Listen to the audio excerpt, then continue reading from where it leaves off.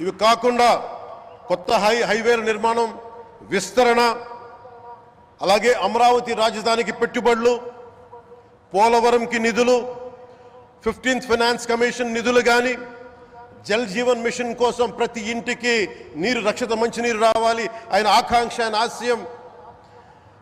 మనకు గంట కాదు 24 గంటలు రావాలని పడ్డ తపన ప్రధానమంత్రి గారిది.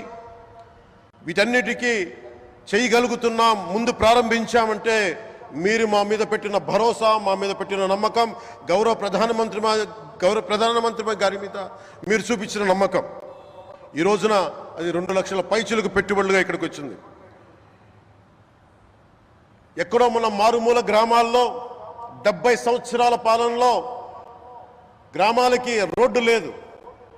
ప్రధానమంత్రి సడక్ యోజన కింద ఈ రోజున మనం మారుమూల గిరిజన గ్రామాల్లో కూడా రోడ్లు వేయగలుగుతున్నామంటే దానికి ముందుండి మాకు వెన్నుతట్టి మాకు నిధులు సమకూరుస్తుంది నరేంద్ర మోదీ గారు.